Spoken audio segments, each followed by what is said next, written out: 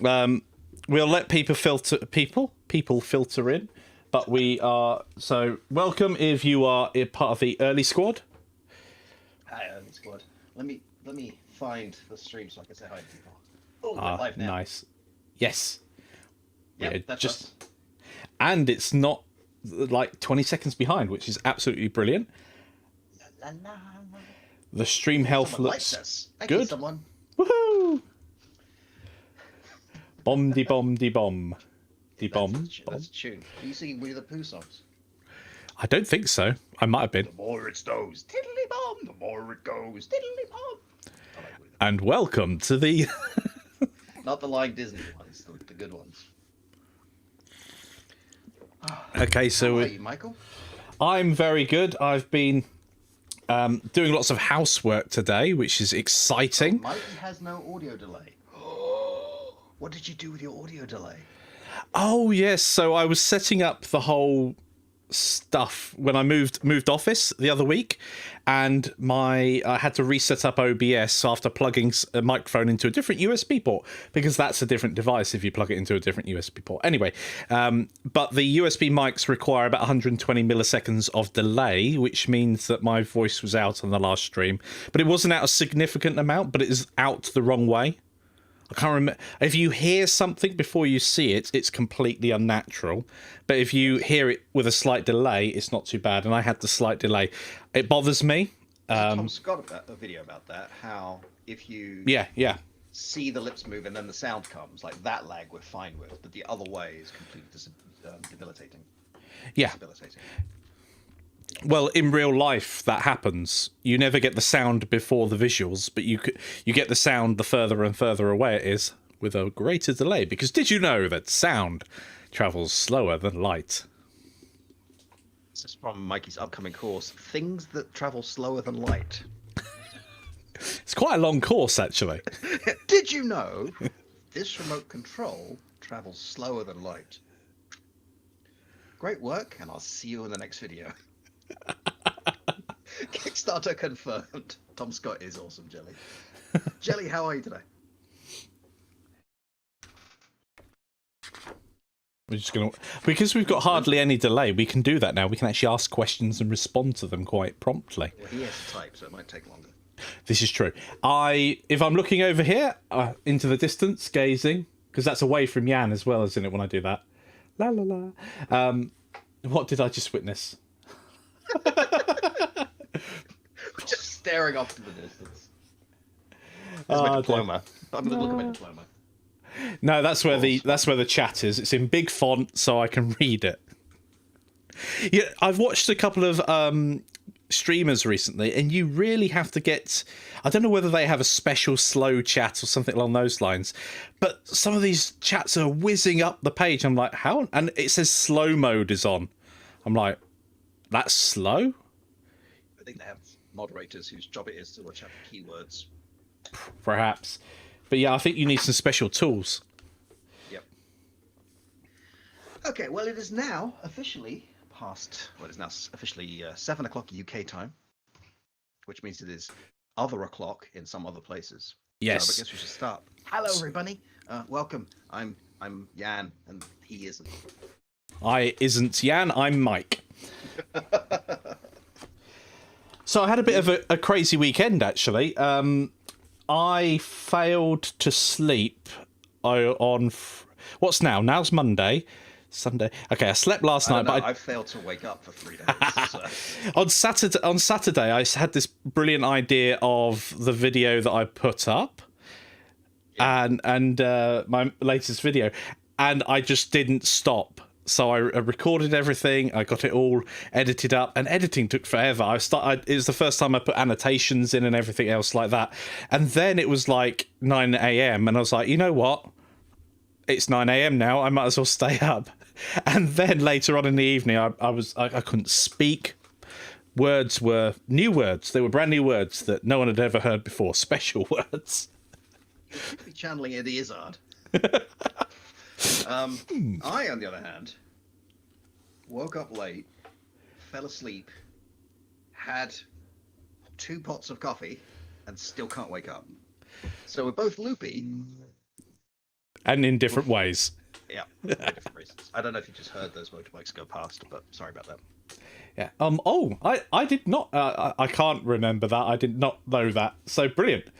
So if we need someone to read the chat for us, if it ever goes really quickly, Jelly's our man. Yeah, I don't think he was volunteering. So, Mikey, what do you have for us? Ooh, you're the keeper of the schedule. I'm the keeper of the schedule. Okay. Schedule. Well, we've got to be inclusive on the channel. So I just forget which one's American and which one's UK. You're the keeper of the timetable. The agenda for today. So one of the things that I wanted to talk about quickly is how to get us, how to reach us, how to communicate with us. I've had a few people over the past couple of weeks actually say, oh, I did not know X was happening, or... Yeah. And obviously the live stream last week, I think we gave people an hour's... Not last week, 2 weeks ago. That was what? Well, the one last week we gave no notice to because we didn't do one. Yes, but the time before, I think we gave an hour's notice, which I thought was a bit hit and miss. But if we have... I think this is going to be a bi-weekly thing, is it, Yann? That's the plan. Yeah.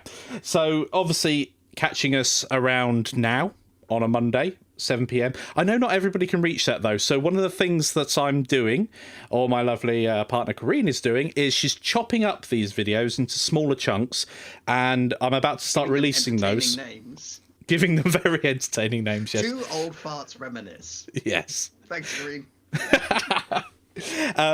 But I know that not everybody wants to sit through. I think it was an hour and a half last time, or no, you might not have the time. So snippets there, appropriately titled, so you know what's in the video, and you can just catch up in that way as well. So these will all be chopped up into smaller sections. It won't include absolutely everything, so you'll only get the real gems that happen in the live stream live, and in the recording. They can reach us, which is what you were. Yes. So here, I've got a YouTube channel as well as this one. That's sometimes there. At TechEdMike. I wish I could put this on the screen. I was faffing around setting that up, but I'm on Twitter. Not everybody's on Twitter. There's the Facebook group. Not everybody's on Facebook. So I very quickly ran out of ideas. At Canopy Games Limited is the Twitter handle as well that we will release these things on. I tweeted out that the live streams were happening on there. If you guys add... Thank you very much. You see, Jelly's doing his volunteering brilliantly. So yeah, it's difficult because there are all these platforms. I've tried to use Instagram recently. I still haven't got the hang of it. I think we might be too old for Instagram. Maybe. I'm not even touching TikTok. So it's a breath mint that can talk to people. Yes. And Discord. Now, Discord at the moment is for our students only, and I presume most of the people watching will be our students. If you're not, say hello in the chat. Don't be shy. Give it a try. Hello in the chat.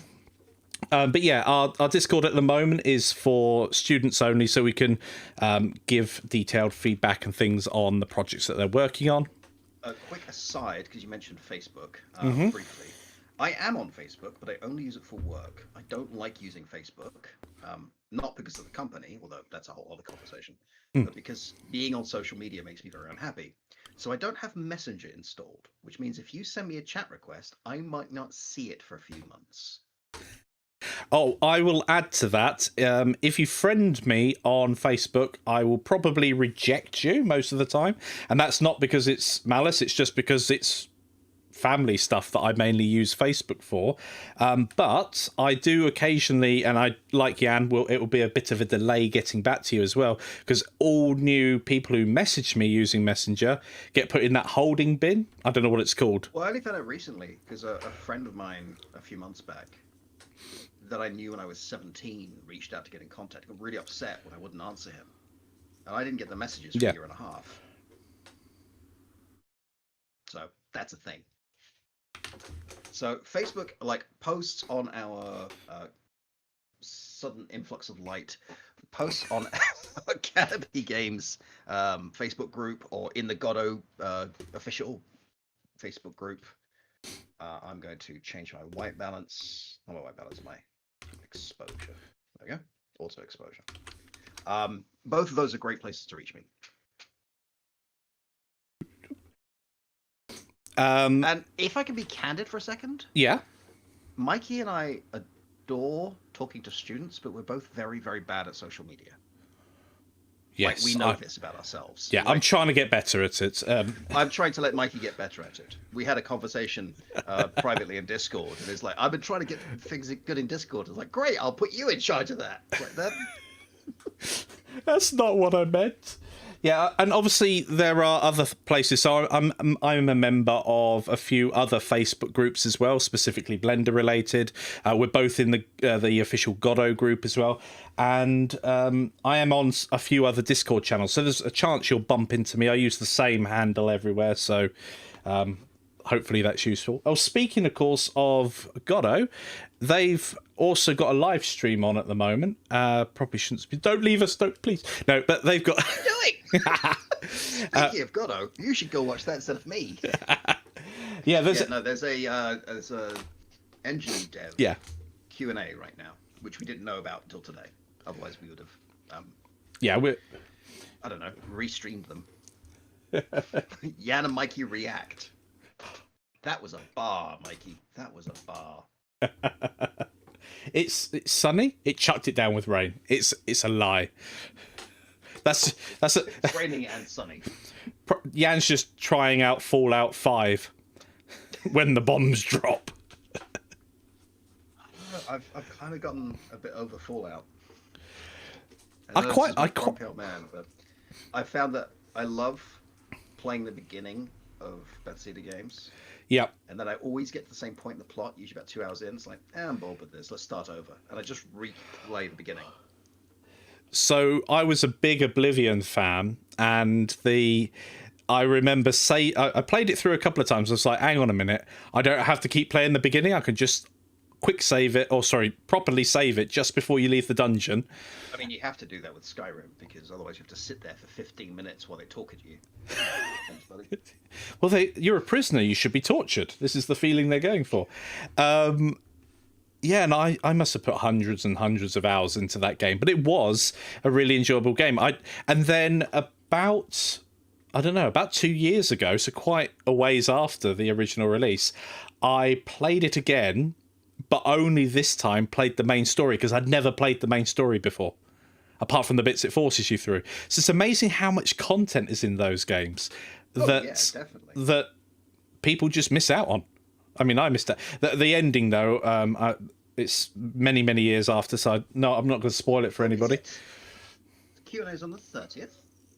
On my YouTube, it said in 1 hour. Ooh. There you go. Perhaps someone inadvertently scheduled it incorrectly. I wouldn't know how that works. Yeah, so yeah, older games like that. I was very disappointed with the end. That giant red demon. I had a really interesting conversation speaking about old games, which is about text adventures. Oh, so this is going to be like Old Gits Part 2 or something along those? Well, what's interesting is, okay, so Mikey and I are both old gits, but we are different ages. I am older than Mikey, like by about twice his age or something. I don't know. Yeah, something like that. People used to tell me you're as old as you feel, and this doesn't make me feel any better at all. Oh dear. Yes, we're making Skyrim. No, we are not making Skyrim in Godot. Could you imagine that? That would be amazing. I'm not saying that even as a joke on camera. So Mikey reached out to me and says, I think I figured out why I don't enjoy text adventures. And it's to do with how he reads. And then during the conversation, it turns out he's never actually played a text adventure. He means point and click. And to me, that's a completely different genre. Because I grew up playing things like The Pawn, P-A-W-N, which was a text adventure with the occasional picture in it. And text adventures were the most frustrating thing because you had to guess exactly what they were. And the designers would go into these incredibly obtuse puzzles just to tease you. Yeah. So, for example, there was one thing where you just find a red, a green, and a blue. And you just find them. It doesn't say what they are. You examine them. It just says it's the reddest red.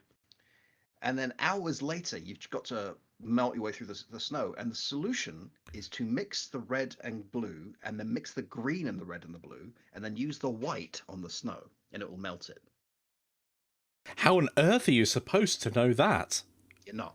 This was pre-web. I'm not going to say pre-internet because there were bulletin boards, right? The Yeah. internet's been around for a while. But this was about 10, 15 years before the World Wide Web was invented. First one I played, was it called Dungeon? The one with the magic word was XYZZY, which is a meme you see in a lot of games. Oh, I mean, there were some amazing ones, like some of the classics from Infocom. The one that sticks out is Leather Goddesses of Phobos, which you had to be 18 to play. I wonder why. Well, in one room, the perverts lock you in a cell next to another cell where there's a gorilla, and then they swap your mind across. So you're stuck in the gorilla thing, and you've got to escape the cell. And Interesting. all of your stuff is outside the cell, but you can bring it in. And the solution is not to use the hose to get leverage, not to rattle the bars, is to eat the chocolate, wait for the sugar rush, and then bend the bars. Of course, because chocolate gives you I was told superpowers. the solution to this by a man on a plane. That's better than the internet, isn't it? That is awesome. Monkey Island puzzles are very abstract. Yes, that's what I started talking about, wasn't it? I was saying, well, I consider things like Monkey Island because you have to read the content rather than actually it be played out to you. Obviously, the later ones had audio voiceovers, etc. But the early ones, Yes, and I really enjoyed Monkey Island. Fantastic game, and it drew me in. I think the humour was my kind of humour. Hello, Misfit. I think one of the interesting things about those point-and-click games, in fact, the Discworld, Jelly just mentioned, Monkey Island is very similar to Discworld. The annoying thing was you had this very clear quest, and in order to solve it, you would always have to solve everyone else's problems first, just to get one object. Right. And there's this amazing thing in Discworld where you just solved all these puzzles, and you go up to someone, and the guy says, "Here you go, then here's your key," whatever it is. And your character, voiced by Eric Idle, says, "What, you're just going to give it to me?" Yeah, so here, just take the key. But don't you want to give me like a series of obscure puzzles? Not really. I just kind of feel like you're wasting my time then. I mean, if you want, like, yeah, no, just give me a bunch of abstract things that can't possibly exist. Well, all right then. And you're just sitting there looking at your character going, "Why are you doing this to me?" Which tells me I didn't actually enjoy the process very much. I just watched the humor. Mm. And it was a lot of like, I've got all these objects, I'll just keep interacting with things until they work. There is a sailor who eats spinach. Popeye is his name, isn't it? Yes. I love Death in all the Discworld novels. He's one of my favorite characters. In fact, everyone should read Terry Pratchett's Discworld novels. Especially from, I'd say the first one to really pay attention to is Mort. That's when he got into his stride. And then I would probably stop after Making Money. That's when his early onset Alzheimer's, that's a good word to forget the name of, started really affecting his writing. You'd back a Kickstarter for everyone to read Discworld. I would also back that. There might be a few legal issues around that, but why not? Terry Pratchett's work is responsible for my humor more than anything else. Like, my use of language and everything else comes from reading every Terry Pratchett novel that came out from the age of 14 onwards. And at one point, he was writing between 2 and 4 novels a year until he started getting heart problems from overwork. 2 to 4 novels a year. Wow. Yeah. So we just do a full-length novel in 3 months, start to finish, and just on to the next one. Challenge accepted. No. I'm not doing that. Oh, speaking of production, so I'm going to give a quick segue, Mikey. High five. Ow. That won't work, will it? So is Godot all wrapped up at the moment? I believe so, isn't it? With a nice shiny bow? Yes, it is. Nice. Although Jelly has pointed out a few things I've missed, I'm going to have to go back and fill in. Yep. Embarrassingly, I appear to have forgotten to put the Cops Victory condition in. Ooh. Easily done. But So apart from that, yeah. that'll be arriving soon on your screens. The Blender course, the Blender Godot Getaway course, all done and dusted. Again, if someone finds anything in there that is a mistake or an omission, It says that Rhianna Pratchett's going to rework some of her father's later novels. Fantastic. She's a Nice. very talented writer. She wrote the Tomb Raider reboots. Tomb Story? Yeah, Tomb Story. It's a really grim version of Toy Story. Tell me about Ada. I was like, where you go? Where are you going with that? Hey? So Arda, yes, the third section at the moment, which is going to be based upon the drum section, percussion, that is in editing at the moment. So hopefully by the end of this coming week, which we're in now, it's Monday. It's Monday. It will be released for you to make some awesome percussion tracks from, which would be very nice. Yeah. And then you can have an area in your city, a quadrant that's just dum dum ba bum ba dum ba dum ba dum ba dum. I am slowing down a bit on Canopy Productions because I've got to finish my commitment to remaster Discovering Godot, because it was a promise I made, and then my life exploded, and then I sort of got behind on it, and I promised people, so I should finish that. Yeah. However, Food Fight is having major rewrites in the code, because I'm looking at this code now, it's like half of this doesn't need to be here. So I'm paused in the middle of production on that, but I am actually working on it. After which we have some options. I either do a bunch of small courses while Mikey does the next big one, which is something we have discussed. I don't know if we've announced it yet, so I'm being quiet.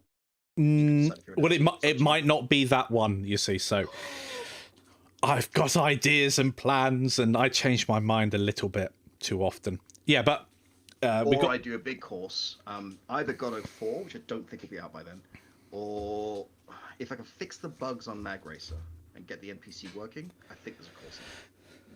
Yes, Mag Racer is pretty awesome. For those who missed it last week, which I'd like to see. I think a quick clip of it, yep. That'll be one of the videos as well that's put out, a little micro video just on Mag Racer. I'm going to start my Godot. I'm going to find my Mag Racer. And I shall make Yann full screen. Don't do that, I'm already quite big. It's quite hard to lose weight when you're in your 40s and your limbs don't work. Share my screen. Mag Racer. Press the button. I need to press watch stream. Here we go. Okay, so I've removed the NPC because there's a bug in here in the math somewhere that is one making him move very jerkily. But this track is, open this track, this is quite slow because of the way it's happening. I am using a CSG curve to make a path. And along that path, you have these CSG polygons, which are being told, follow the path in path mode and don't spin on your axis. So keep going. And I'm doing this for invisible collision walls and the rails and the track, which means if I change the path, you have to wait for them to update. So Godot 4 will probably make that a little smoother. But if I actually plug in my controller, give me 1 second. Well, one of the great things about using CSG curves like this is that if you wanted to recreate a track at any time, you could do. And this might open the possibility of making a track editor or a level editor. Yes, I mean, anything you can do in the engine, you can do in a game, because the Godot engine is a Godot game. I still find that amazing, you know. I do too. I don't yet know how I do that, but let's go full screen. Okay, so I can change my camera view. And here we go. Now, a little bit jerky. I don't know why it's jerky. That's interesting. Are you? I think you are because you're streaming. You selected the window to stream. Yeah. And Godot has produced a new window, so we're still seeing the. Oh, okay. Yep. So in that case, I will do this. I'll stop my stream. Yep. Get my controller ready, and I'll start my stream. Hey, perfect. Yeah. Okay, I could change the camera. This is just a little model I made in Blender and Substance Painter. And the track is actually, the vehicle has an upward force being applied to it. There we go. And that force is dependent on the square root, the inverse square root to the track. So if there's a track there, it will push it as if it was a magnetic field. Yeah. Hence Mag Racer. I can also strafe from side to side. I'm holding my controller up so you can see it, but you can't see me. So there's a lot you can do with this. It just feels really smooth. When we were making it, we went through loads of iterations about how do we make this. We were thinking kind of a Wipeout clone, but this handles completely differently to how those games work. This is all physics. Yeah, because you think when I remember Wipeout 2097, every Wipeout game I've ever played, this is how I remember it. But when you go back and you watch the footage or you play those games, they don't play like this. This plays a lot more like a boat, right? Yes. There's actual physics and momentum being applied. The brake in this just applies linear dampening. I'm holding the brake now, so I can hold the accelerator and the brake, and it doesn't cut my thrust. It just adds friction. So the idea, well, there's a lot of ideas we have potentially to make this a course. First, I need to get the NPC working properly. Um, right now, the NPC drives like this. Yeah, wobbles all over the place. So there's and does well for a while and then hits a corner. And my math isn't working right. So it should be detecting when the next corner is and slowing down depending on how close it is, but it's not doing that. There's also something wrong with my math where it's just crashing the game randomly. I'm getting an undefined math error. is But useful. everything here is CSGs. Those buildings are CSGs. And it's not bad, right? I mean, I know Godot can't do 3D and stuff, but Well, that's one of the things. The AI characters is the one thing that we want to make sure we get right, because this type of game is pretty boring playing by yourself. yeah. After the challenge of conquering a track, of course, so you could have time trials.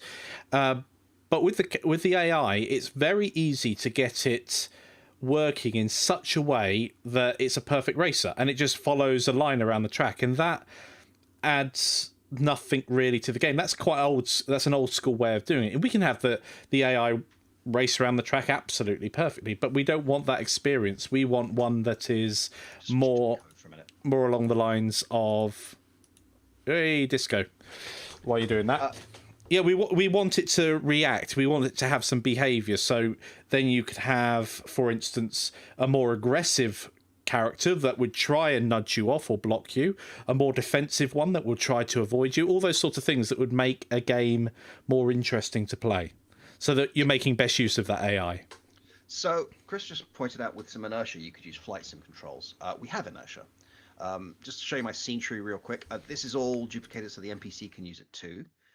What's actually happening is both the PC and the NPC are using the same, let me open the hover car, the same hover car, and that's just got the basic movement in, and then the player just has the control system. So it's the same physics, right? We're not cheating this. Any physics I change, we changed in one place. Got my views defined, but what I want to show you is that we actually have inertia in this, because if I take a look at thrust, I'm just adding a central force. We're using rigid bodies here. We're not using vehicle bodies. We're not using kinematic bodies. So we are literally applying a force from the right direction. So if we're pushing up, we're adding the force up.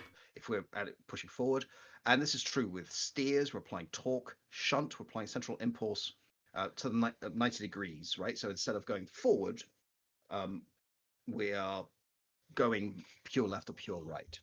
Yeah. So yeah, there's a lot you could do with a game like this. What I'd like to do is get it so that the NPC drivers, I could probably bring one in actually. Let me bring one in to show you what the issue is. Instance in. I've just read a comment from Jelly just saying, never mind, Mikey just covered it. The number of times that comes up whenever I do a course where the next lecture happens to be the questions that everybody has. So it's almost like things are planned out. Almost. Almost. But somehow not. No. Okay, so I've got another car here. And let's have them facing more or less the right direction. And just to mark him as the NPC, I've taken the texture off. Okay, so that's going to be my NPC. Yeah. If I start the game and I switch to first-person camera because of the way I've written the code... Oh, wait, I can't do this, can I? I have to... Da-da-da-da. At least it behaves properly. It switches us over. So here's my NPC, right? And he's kind of struggling with corners right now. Like, it can work fine if he's just following around. If this is a vehicle body, it'll work fine. Getting it to actually work with applying impulses, like knowing when to slow down and stuff, isn't working. I should say at this point, you have got it following the track round nearly perfectly at one point. So this is what Alpha Voltage looks like. Yeah. Right. It was you were doing a time trial. Right now he's fallen off the edge, so he's lost. But there he is. Yep. It's also hard to get an idea of quite how fast you're going in this game. I will demonstrate by. Yeah, the track is very, very wide. So this pink thing here is 2 meters tall. That's a human. Whoosh. So when we start populating this level, there's a lot we can do. I think there's a lot we could do in this game. I want to see a first-person, well, one player with NPCs. Maybe put in a simple race system or a league system. I'm not going to put in networking for this one. I mean, we could do local, but I think just a single-player experience. Yeah, that's the thing. If we're not careful, a course like this could very easily blow up in scope, and then... This is the discussion we were having, right? Yeah. Are we making a course, or are we making an indie game? If we're making an indie game, then we need to put in local co-op. Yeah. And probably Steam integration and a whole bunch of other things. But that's so out of scope for most courses. I do like the way that it bobs, because it's literally applying physics, right? So if the track changes, or because the track is slightly curved, if you've gone around the corner, you will be pushed up a certain amount.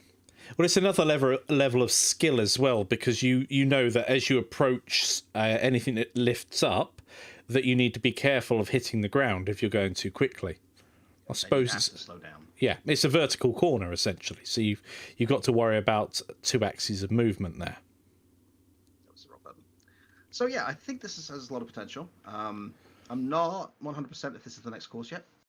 Yeah, it might be worth just doing a bunch of small courses. People really liked Zoo Blocks. It's not a huge money maker, but on the other hand, it's a week's work. My face gone. Ta-da! Without my face. Yeah, Chris, you're absolutely right. AI itself could be not just one course; it can be a whole set of courses, because it gets quite deep very quickly. Yeah, lots of other thing. Can I talk about what we're thinking about with the next big courses? I mean, I'll do it with the God of 4 one. Yeah. God of 4 is going to come out, and I'm going to be making God of 4 for us, right? I mean, it's such a huge change. This is a brand new course. But maybe you don't need every lesson in that. And what we can do on Teachable, and we can't really do this on Udemy, is we can make each module a mini course. You could buy the bundle and get everything, or you can decide, well, I just want the platform game, so I'll just pick that up for a couple of bucks. Yeah. So that's what we're thinking. And it's really useful, because if you've already got prior knowledge, so let's just say you've been through every one of Yann's Godot courses already, then you don't need to start from that beginner level anymore. Why not go for the higher levels? And what we were thinking regarding that is, obviously, as Yann says, the bundle will be, I don't know, up to maybe 10 sections or something like that. A typical large course would be, by the time you've covered all the things. Raise the price of the bundle as we add stuff. Yeah, that would make sense. Rather than commit in advance. Yeah, and early adopters would have, obviously, access to all future content. Does Godot have the concept of a behavior tree? Yes. The new animation tree added in 3.1 can be used as a state machine. Nice.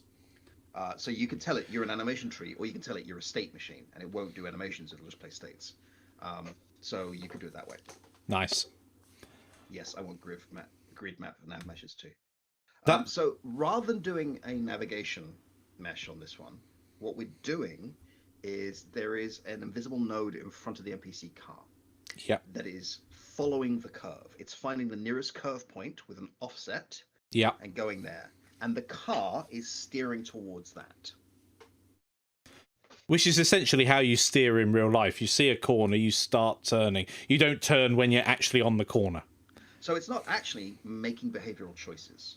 What it's doing is trying to reach a point, and that point is constantly moving. And it's adapting depending on where it is. Yeah, and that's... The behavior tree would come in with things like, I am too close to the edge, shunt away from the edge. Yeah. Or... this would be an interesting one with the different characters. Say it was more of a Mario Kart, a Wipeout clone, where you have pickups on the track.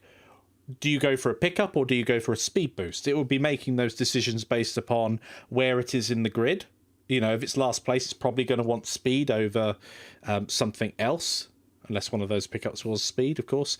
And if it was an aggressive player, it might go for the rocket rather than the defense shield. Those sorts of things. They can all be put in to the game and take a vast amount of time to teach.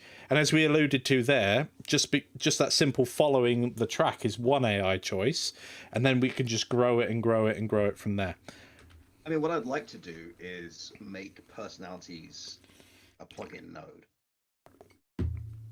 Because if we can make this modular, then you just instance in, and you can even pick random personalities for each card, and really give a feel that these are NPCs as opposed to code constructs. I realize an NPC is a code construct, but you know what I mean. Like they feel like characters; they don't feel like a few lines of badly written code.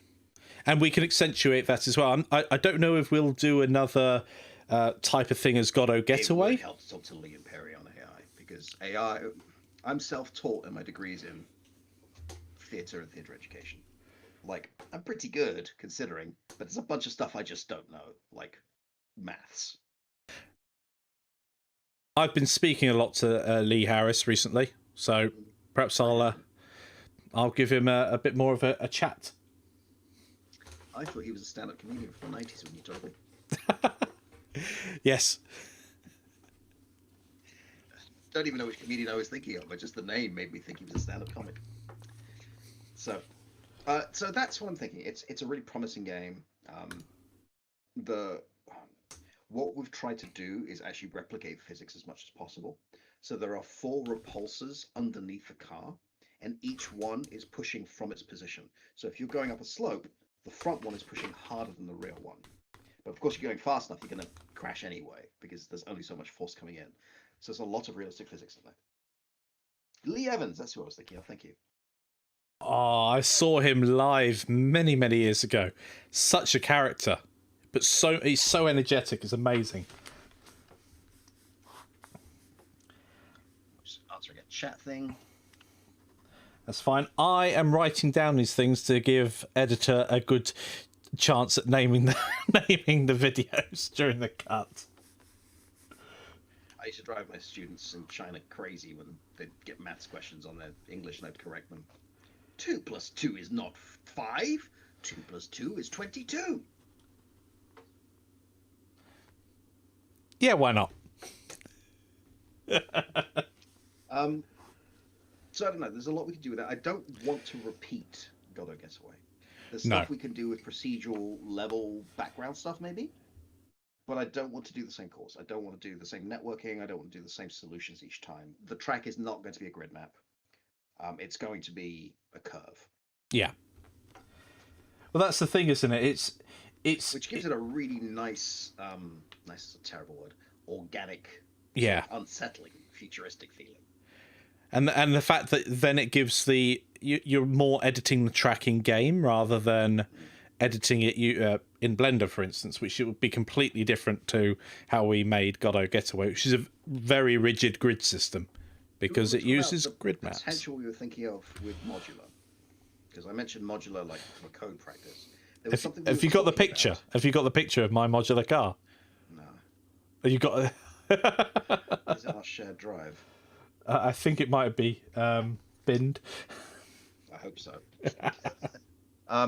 So yeah, we're talking about.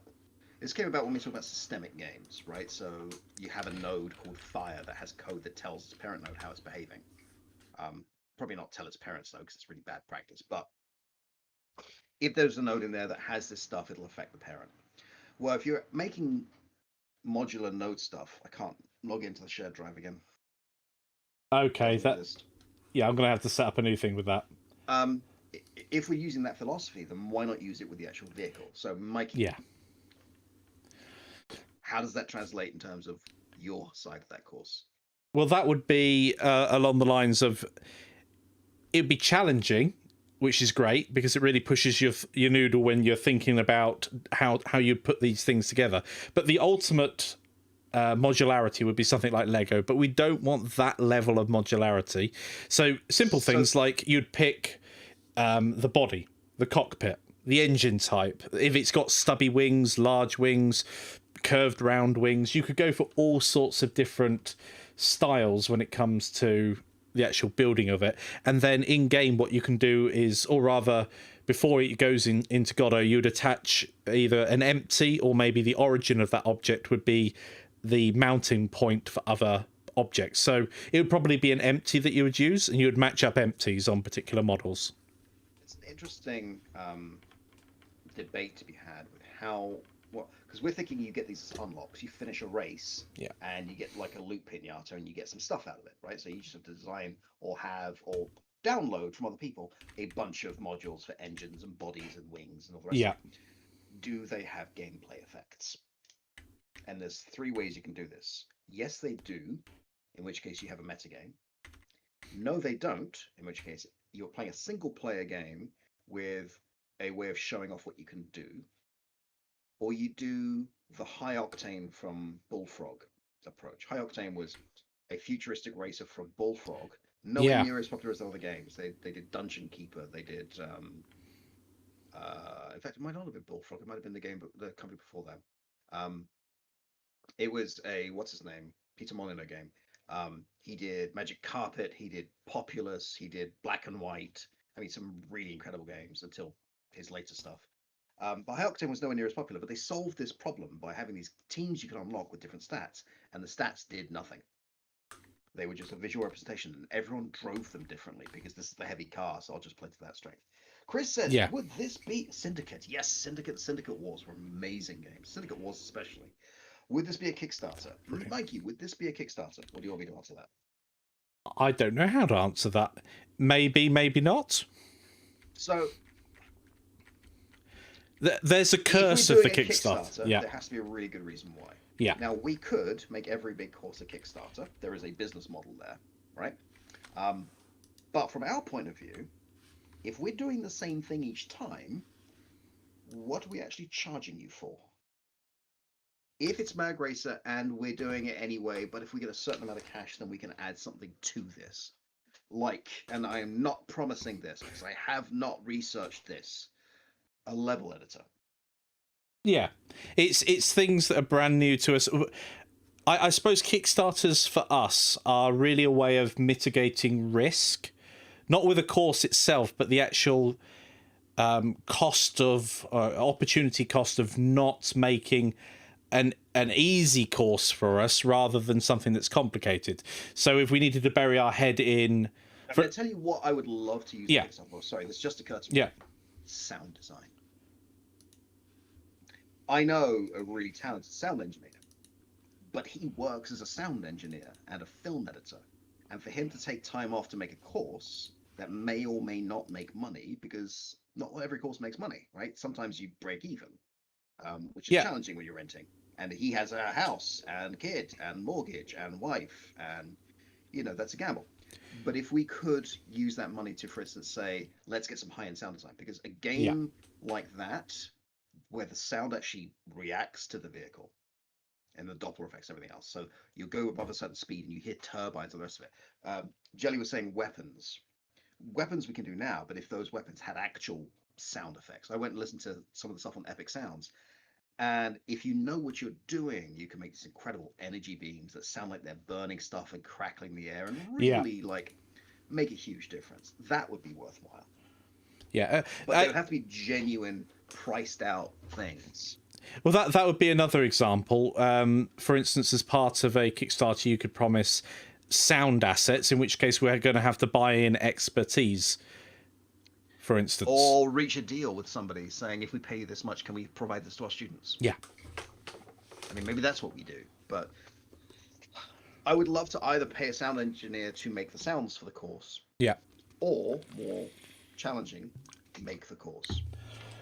A sound design course would be very interesting, but also quite difficult because you're now dealing with very specialist software, some specialist hardware, and the price for entry is much higher. Yes, it's very difficult. The quality of microphone makes a huge difference to the quality of the sound you're going to get. Yann and I know this firsthand. It's 150. Well, by the time you priced up the arm and everything else, the shock mount, which you might not need. $300 because I bought mine in the States. Yeah. So you took. But we need this for our job, right? This is not an everyday mic. Not just that, like if you want to be using, like you can use Helmet, which is a VST editor. I think that's right. Which is freeware. But if you want the really good stuff, you won't have to pay for that. So, like, there's a lot of conversations here. None of this is decided. None of this is set in stone. Some of this is stuff we're thinking of as we're talking to you guys. None of these are promises.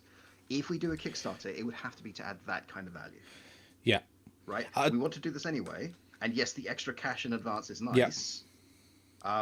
But we really don't want to be raising a bunch of money for a course at the beginning just to get more money out of students. I don't think many people do that, but if you're just doing it for no reason, it becomes that. The board game community is very good at this. We're going to do a Yeah. Kickstarter for a board game and charge you money for extra miniatures. But the game is the same. We're just charging for components that aren't actually very good.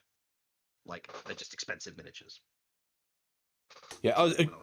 Yeah, well, going on to the one other example on this hypothetical sound design course would be perhaps to not only pay for the expertise of an engineer, perhaps a sound engineer, to actually do the course, but perhaps for us to go to them and train with them, basically, to get the ideas, the barriers to entry that we don't know yet. My friend is more of a Foley than digital engineer. So there is certainly scope for more music courses. Yes. I'm very juiced about music at the moment. I'm loving Arda. The other day I was playing with Spitfire Audio and their free BBC orchestra pack. So you've got every instrument in the orchestra. You don't have a lot of variations on them. But I lost the day of production to playing around with bassoons, and of course the first thing I did was play dop dop dop dop dop dop. Was me playing around when I should have been recording something else. Sometimes, you have to give yourself the room to play around. Definitely. You get up with the stuff that's worth it. This all happened because I was like, can I make an anti-grav? It came about, someone mentioned something on Godot. I want to make a futuristic anti-grav Godot getaway. I'm like, well, that won't work. But I mean, unless you're making visible wheels, in which case you don't have anti-grav. I think there's a lot we could do with a Kickstarter. I don't know that's necessarily worth it. Personally, the idea of raising a bunch of cash in advance so I can pay off some of my debts sounds amazing. Yeah. I don't think that's a good reason to do it. No. And if we are doing it, like if it is Mag Racer as the next big course, and taking the time to do this, I mean, it helps to have the money coming in advance so we can actually live off that when I make it. But anything we're doing it for, which is specifically not Yann can just work on this course for 3 months before we release anything, but specifically to bring extra value, we need to price that out in advance. Yeah, definitely. I mean, because one of the things I don't know is whether we're going to have, I think I started saying this earlier, but one of the things that we don't know is if the next course or courses will be like the bundle type courses where we put like that type of game might have a synthwave style soundtrack course along with the assets, along with the actual Godot component as well. That's worked out really well. I love the way it's all come together. We had this as a Kickstarter goal in our last one. We didn't quite get there. But the asset repository, which still needs to have a name. Yes, the really asset repo. Yes. Yeah. Because a game like that, where people can make modular car pieces, upload them, download other people's, they can make music, upload it, download it, suddenly you've got this incredible modular game. And we've got an ecosystem there where people can use other people's components. And as anyone knows, I'm more industrial than synthwave, but Mikey likes the synthwave. I love all sorts of music. There will not be an opera course, though. I worked in opera for a very long time. But opera, I mean, singing. Depending on which kind of opera. There's basically two kinds of operas, according to Terry Pratchett.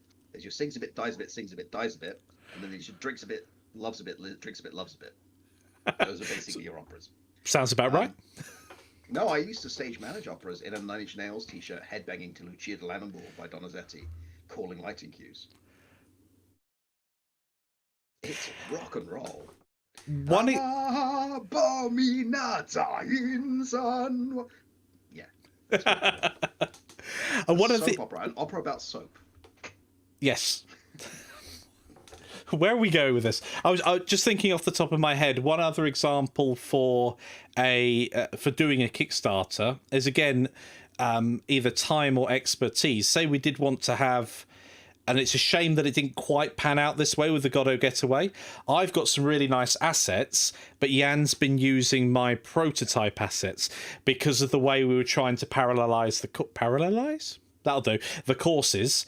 But of course, that meant that by the time the higher quality assets came out, unfortunately, you'd already produced the lectures, and it's not just a matter of dumping them in because that was the way it worked. Yeah. I think there's a lot that could be done there. I think we should turn this question around. Do you guys think it should be kickstarted? Would you rather you kickstarted a course like this, and we did it specifically saying we want to raise X so that we can work on this for a couple of months before we release anything, and Y so we can hire someone to do extra stuff, and here are our stretch goals and they've been priced? Or would you rather, you know what, just release a smaller scale course and I don't have to worry about these extra promises? Waiting for chat lag. Yeah. It'll be quite quick, but we're on point today with the lag, which is really nice. Oh, hello, the extra 4 people since I last checked the concurrent viewers. I think 14's the highest ever. Yeah. Woohoo! Yes. Drum and bass beat. I'm happy to do that. I mean, it's been done. Fifth Element was actually from the same opera. It's from Lucia di Lammermoor, the Madness aria, where she comes down from her wedding night covered in blood, thinking they're rose petals, singing, "Cover the floor with roses." I'm being deliberately quiet when you're singing, just in case I can use them as samples later on.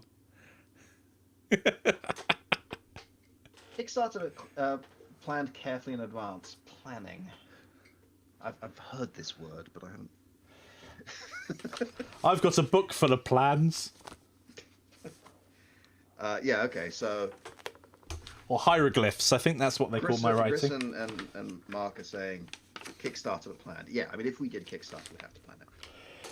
Yeah. Because it's really easy to use Kickstarter just for hype. Yep. And as what's the expression from the money cow? Right, you milk it. It's also very dangerous in terms of overscoping. And I want to be very clear, by the way. I am not suggesting that this is what companies often do, but it's a thing that can happen in the middle of a Kickstarter. You get so excited in the hype and the response you're getting from students, you start promising the moon. Yeah, very easy to do. Easy. We almost fell into the trap of it. We were like, oh, we could do this, the asset repository. But we sat back and, as you were saying, we planned about it and thought, oh, hang on a minute, an asset repository is going to require a server. It's going to require bandwidth as well, because these are assets that someone's going to be downloading. And suddenly the cost starts creeping up. Okay, we're going to have to hire in a web developer to make sure that everything's all up and running properly. Right Angle does make an interesting point, is that the Kickstarter slows the entire project down.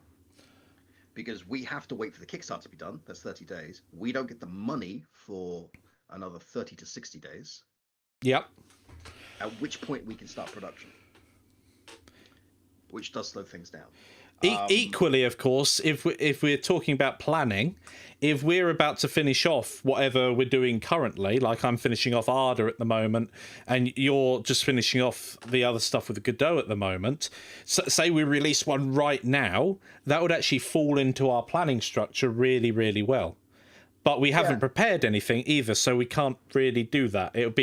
We'd have to show. Let's take Mag Racer for an example. We'd have to show what we've currently got and what our aspirations for it to be would be, rather than actually showing you what an end product would be. Your product should be nearly finished.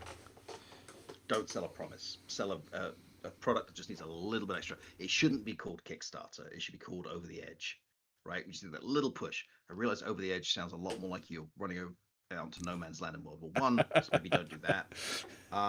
Melicon's idea, smaller courses as we plan a big Kickstarter. This is more a conversation about should we be doing Kickstarters as part of our release cycle. Not for everything, absolutely not for everything. No. Zooblocks did not need a Kickstarter. Zooblocks needed a week. And those crazy ideas, we want to, like Zooblocks, not saying it's crazy, of course, but it is a bit googly-eyed, so maybe it is.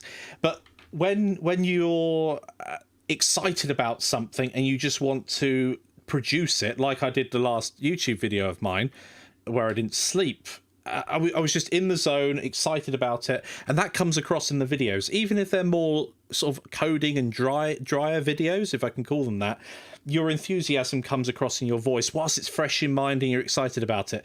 If that project ends up going on for weeks, I had something that was really exciting that I was working on. It ended up taking a couple of weeks to get to, and I was just like, nah, I'll shelve that until I'm excited about that thing again.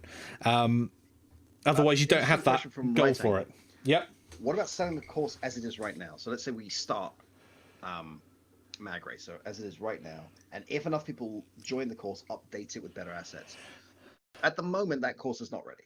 Like it's not functional. Like I can drive around the track, but at the moment I had an NPC, it doesn't work. But assuming that it is, going back and updating the course with the assets means effectively redoing every video. Yeah. Which is really expensive in terms of how much time is spent on it.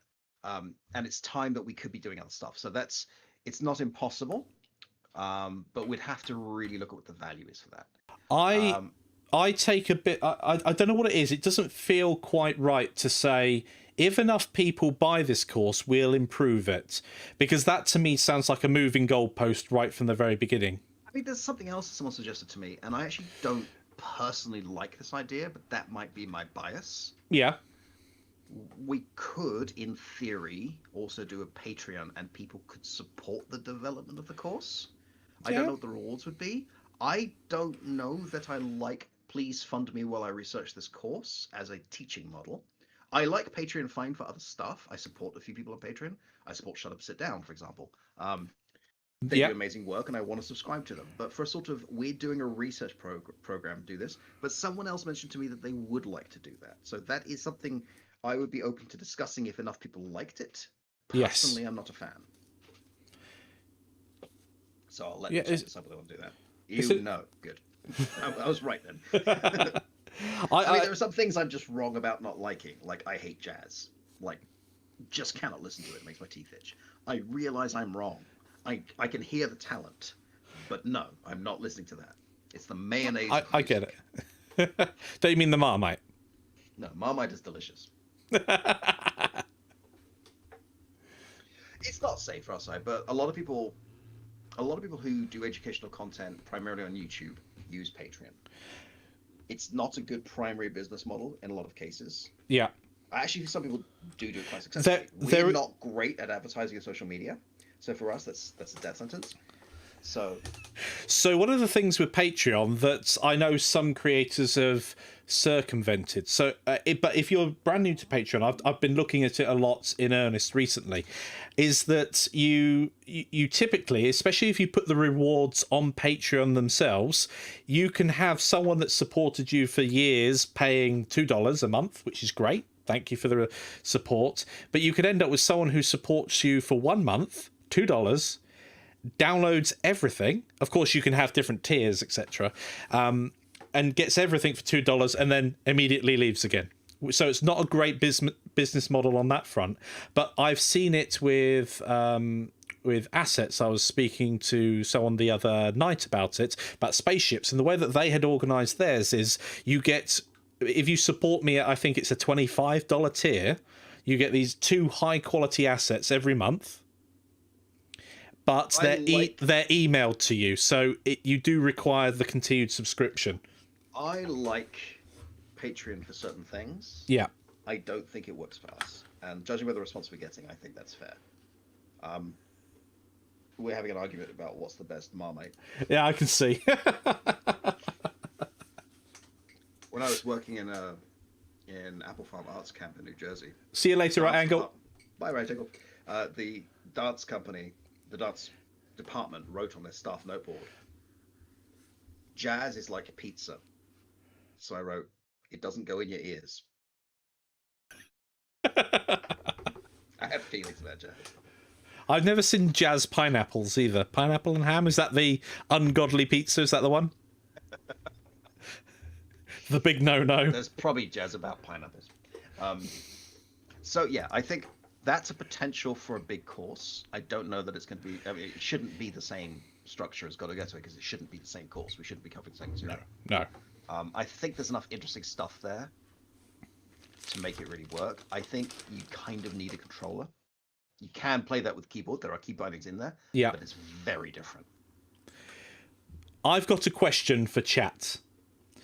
And I expect 12 answers if you can. No, wait a minute. I'm going to be one of these people watching. Are you watching as well? So anyway, so live streaming like this is great. It gives us a way to interact with you guys. I've been thinking about doing a Blender specific one as well, where it's either a sort of like ask Mikey how to do X, and we open up your file perhaps, and one question Q&A. yeah, how do you do this? Well, per person, I'll ask Mikey the question he wants you to ask. Hey, that's a YouTube video. So, well, yeah. But I was thinking of doing that perhaps with some entry-level stuff, with things people don't usually cover. So there's loads and loads of tutorials out there for the really basic stuff. But maybe, like, come and watch Mikey, I don't know, code or play with the physics engine or do X, and just have a bit of a chit-chat as well as a bit of an educational go at Blender, specifically. If you're interested in that, it would be great to have you on stream, but I need the confidence of people that will be there. No, I'll just stream anything. But yeah, I'd like to hear if you've got any suggestions, topics that you would like covered. I don't know about yourself, Yann. I don't know how you'd feel about like a Godot stream or anything along those lines, just looking at a certain part of Godot, or even a development. I'm by the way, he's not prepared for this. I'm just like a development, sit down with Yann and watch him code up Mag Racer and get frustrated with his... We did that during Gotta Guess What. Yeah. That worked well. Yeah. I'd be open to that. I think come look at Yann while he looks at one part of the engine. Maybe. Yeah. Maybe not. You just be there like, hello, part of engine. So here's how does... Ooh, GI probe. I've never used this. Let's watch a video. Keeper Wolf is now playing Share X. I don't know who that is. GI probe? Sounds painful. Global Illumination probe.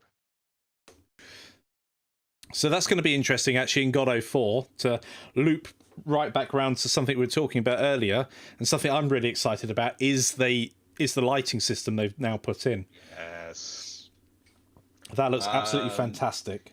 Matatius, I think I'm saying that right, is interested to learn more about UV and textures. Yes, there's a lot you can learn there. UV textures, it's a very dry part of Blender in general. It's kind of that thing where very few people love UV unwrapping. Texture and materials, it is hard to do well. It's a bit like rigging. Rigging's one of those things that if you don't get the fundamentals of, trying to animate, your life's an absolute nightmare. So perhaps it kind of reminds me of I was looking up sound design videos on Udemy back when we started Gotta Getaway, thinking, can I take one of these? And there's almost no courses, and the ones that are is we're going to make this sound. I'm going to talk you through what I'm doing, as opposed to here's the theory and practice. That's a real downside of a lot of tutorials. You end up being able to recreate what the tutor has done, but you don't have the base knowledge to be able to produce another one of those, which is a real shame. But that's what I aim for in most of my tutorials, which does end up sometimes with them being a little longer and less punchy than I want them to be.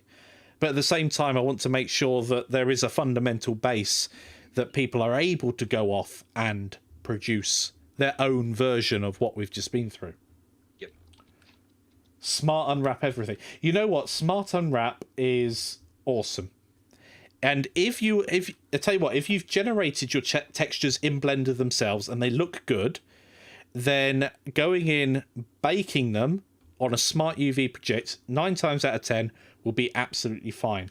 But if you then say you were going for a job somewhere and they wanted to see the texture map themselves, or what that you've created, and it looks like you've just applied a quick unwrap with a smart UV project, you're probably not going to get past the person who's manually unwrapped it and it looks good. Because if they need to modify a texture, they're not always going to go back into Engine, regenerate or rejig things. They'll just pass it to the art team who need to tweak it. And if someone needs to tweak it, it needs to be in a logical layout, which is why when you see some texture sheets, they look absolutely just a mess, and others you can see where they go on the model, and that takes time, unfortunately. I will say, smart UV unwrap is better than just unwrap. Unless you want I saw a model. Unless you want a face, which is just all one. A quarter of the texture space. What a good use of memory. And like, there's no way to get detail on this texture without going up to like Yeah. 4096K. Like this is. I tried that, by the way, with procedural textures, because one of the things that you cannot currently do in Blender is you make a procedural texture and then export it easily. And of course, with the procedural texture, the moment you bake it, you've locked in resolution. Whereas whilst it's still procedural, you can zoom in infinitely and zoom out infinitely, which is an absolute godsend when you want that extra detail. But there's no way of just keeping those parameters. Of course, there is if you write your own shader code and then use that on your models. Well, you need a course on shader code. I'm still learning. Yeah. My math skills are still not quite up to understanding. Or I know what a fragment shader is. I know what the other type of shader is, but I can't remember what it's called now. That's how good I am at shaders. Vertex and fragment shaders, yes. I know actually GD Quest have a course right now on yes, which looks very interesting. I have to say, I really like their work. I took a look at their stuff on Git and I couldn't understand it because I don't have the math background to do it at the course. That's the one thing I want to do. Check out their stuff, just because they do great work. And I like to think of them as colleagues rather than competition. Yes, absolutely fantastic. I am. One of the things that I really want to do with things like shaders is bring it down to the everyday person level. And it's such a challenge to do because you're dealing with computers and math. There is a lot of maths. There's a lot of heavy focus on it. A Godot shader that will grow grass and then cut it when the lawnmower goes over. And this is effectively magic. It is. Like, I have no idea what's happening. That is phenomenal, actually. But that's the thing that can make the difference between a visually appealing game and one that's relatively dull and looks very generic.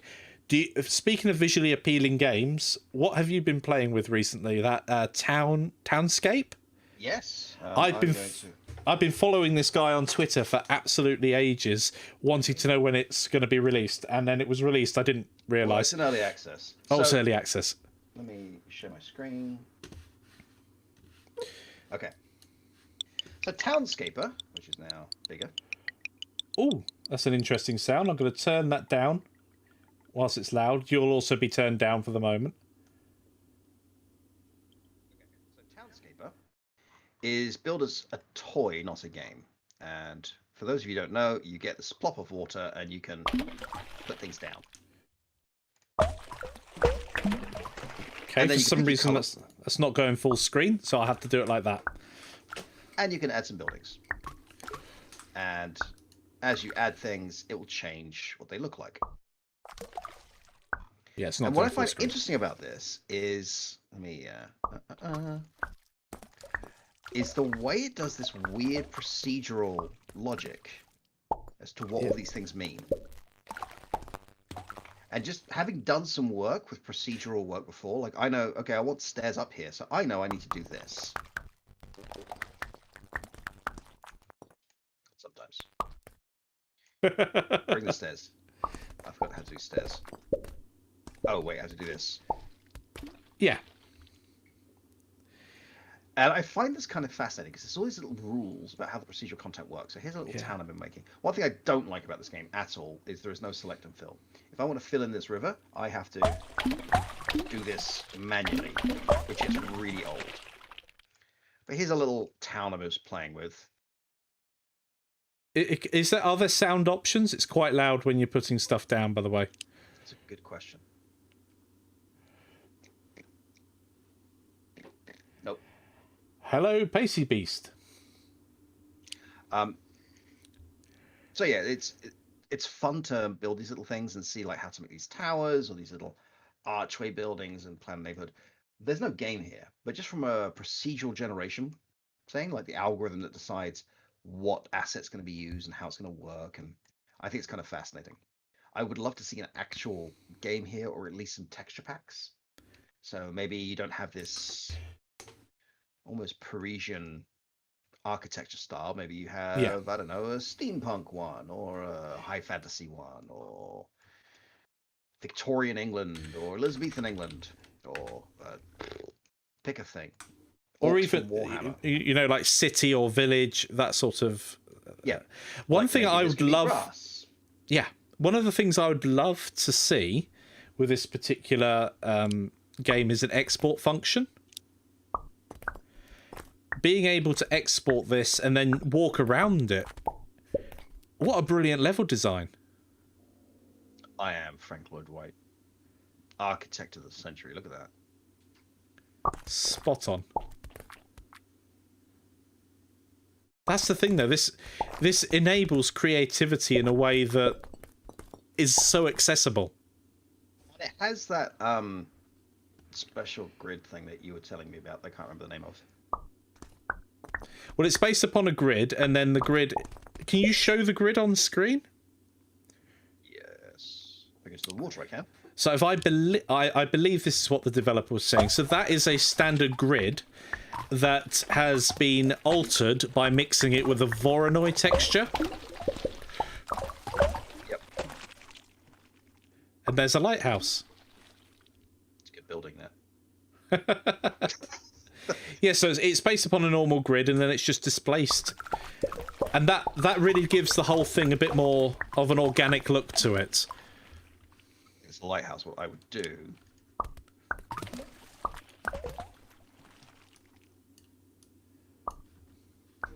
There you go. Lighthouse. Nice. It's awful. Don't encourage that. Oh, neat. I like that. It's cute, isn't it? So See, I now- like the rules he's written in.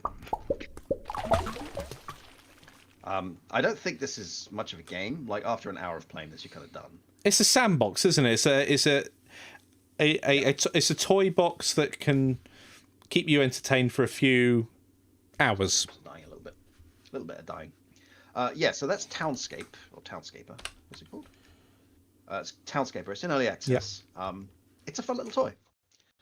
It's something to do while you're having, for example, a business meeting with Mikey and he doesn't know it's on the other monitor. Wait, what?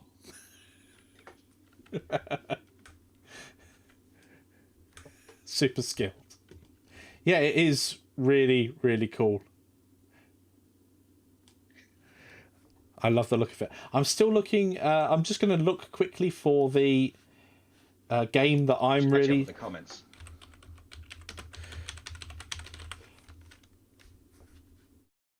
Yeah, it's a fascinating toy. It also makes really good D&D maps. If you take a screenshot of it from up top. Yeah. It's fun for story generation. I am fascinated by how the algorithm works to decide what asset to put in which tile. It's a grid map, right? I mean, that's what we're looking at. So there's a new sort of game based upon voxels and physics. I believe it's called Teardown. And that looks absolutely phenomenal. I'm not going to show the footage that I'm looking at the moment because that's a good way of getting copyright struck. But yeah, Teardown, as in tear down, like so. That looks absolutely amazing. The way they've managed to type that into the chat. I don't think you did. Oh, there it goes. Wow, there's chat delay. Awesome.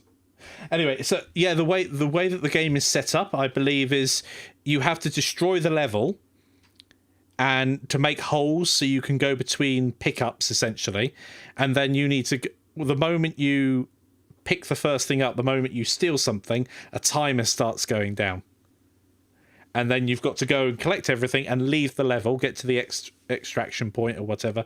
And the way that you can just destroy the level is so detailed, and it's got what we were talking about, systemic things. So when you burst a pipe, it will fill up a room with gas or water or smoke, and that sort of that is phenomenal.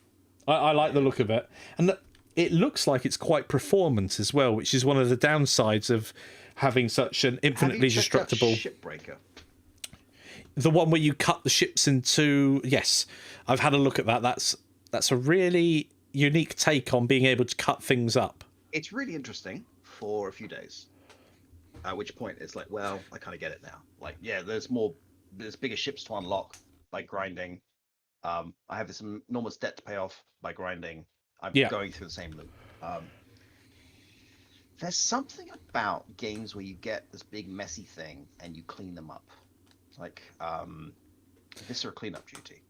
Yes. It's kind of this weird zen to it. Mikey and I played Viscera cleanup duty a few times, and there's something about getting this level that Space Marines have made a complete mess of and leaving it sparkling that is oddly satisfying in a way that Housework isn't. I think it's the fact that like anything, if you can see the change you're making, you get that visual feedback. And there's also the challenge of, if you're a completionist, finding that last a shell Chris, that's been I have dropped a on the challenge for you ground. to complete. Clean my house. I decline your offer. Do you see what I mean? Like, why is that more fun in a game than it is in real life? Because I can turn off the game. Simple as that. Viscera cleanup duty is really judgy if you miss a bullet hole or a piece of blood. Like, you have failed. Like, Yeah. you get really bad messages about it. But yeah, any game that has that sort of level of user feedback, you know, when you do start the game, it is a complete mess. Thanks, Jelly. Mission Impossible, indeed. You know, look, I would help, but you'd just go behind me going, hee hee hee. Also, there's quarantine. Yeah. I will virtually clean your house. I virtually clean it all the time. Yeah, it's virtually clean. Hey. Nice. So, have you guys got any questions for us whilst you've got our attention before we go back into recording hibernation? Like, giving them some parameters, they could ask anything. I could have it an open AMA. Yeah, we can decline Once, to answer. Yeah. But I was in college. That wasn't actually a question. I was like, what? What did someone ask? So yeah, if anybody has any questions, now is the time to ask it. Here's a random thought for you, because I heard this expression today again. Or again today. You know that expression, you've got to try everything once. No, you don't. No. That's why we invented language. If the US and China go to war, what's the new order look like? It looks like Firefly. Oh. That's what the alliance is.